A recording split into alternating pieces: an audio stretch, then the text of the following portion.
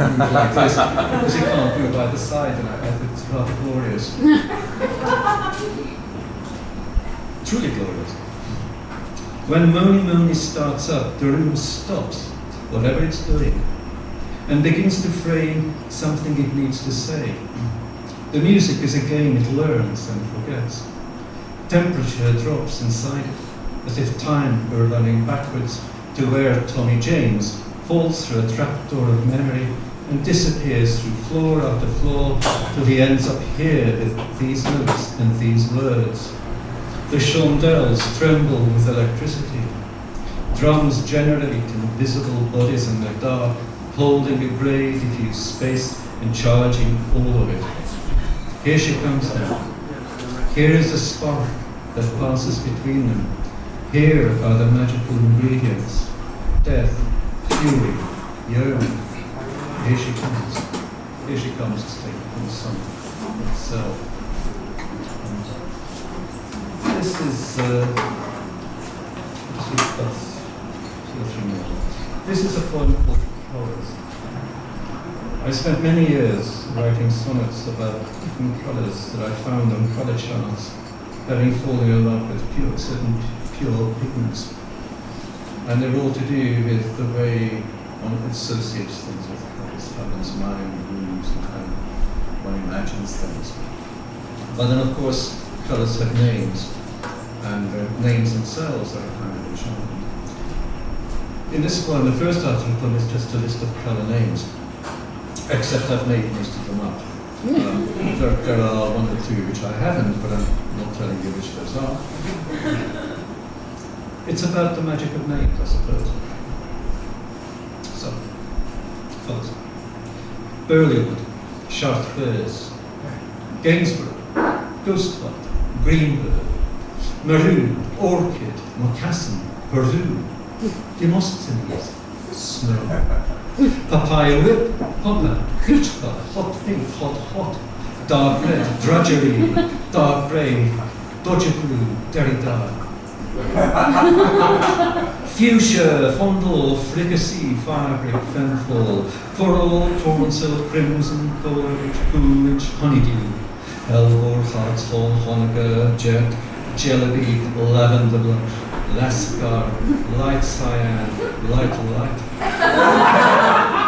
Grey, grey, green, garrulous, delightfully, Garrick, indignant, insolent, irked, ivory, ilk, Jeremiah, Asclepius, Goldenrod, Arriviste, Glock. Cyan, chocolate, cadet blue, camisole, fallen grey, flecked, lost blue, amaretto, shrubbery, yearning, absinthe, abstinence, grey holes and greed. Had these been voices, the wind might have sung through a hedge or an empty head. It was winter and spring and summer and autumn, thunder and lightning, the beating of a red drum. Had it been blue guitar, a purple rose, a black Sunday? Had it been brown study, devil's stomach, or dun, as in dun? Had it been grey flower, or red eye, or permanganate, or potassium? Had their names been their being? Had the retina been in service? Had the hot stores not burned away with the seasons? Had it been anything but dinner in the provinces? Had the spectrum not gone awry? Had it ever fallen out like this, with a light lost in the jungle of the voice with its brilliance and dust? Two more points.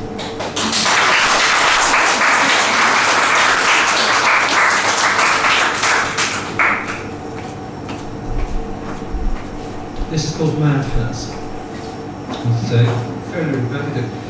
It's part of a set of poems about Elias Kennedy's Ode to the Fae. And in Ode to the Fae, which is set in Vienna in the 1930s, there are three or four characters. One is an art collector and a great expert on oriental art, probably one. There is his housekeeper who he fires because she has handed him one of his very expensive books, putting on kid gloves first, and he marries her, and she's not good either. And There's a criminal hunchbacked dwarf, Fisher, who is a criminal. Finally, there's the brother of the central character, who's a once sane person in the whole thing, but who is in charge of the mental asylum. So this is the prophet, the poet, the dwarf, the scholar, the fire. Every poem in this section ends with a book burning. Outside. And the gate is Buddhist and burning. So, madhouse. The point about the madhouse is that it's virile. The point about the madhouse is that it sticks by its beliefs. The point about the madhouse is that sanity is bourgeois. The point about the madhouse is that no one is acting. The point about the madhouse is that no one gets in by simply being nice. The point about the madhouse is that it liberates the spirit. The point about the madhouse is that you can think just what you have there. The point about the madhouse is that anyone can enter.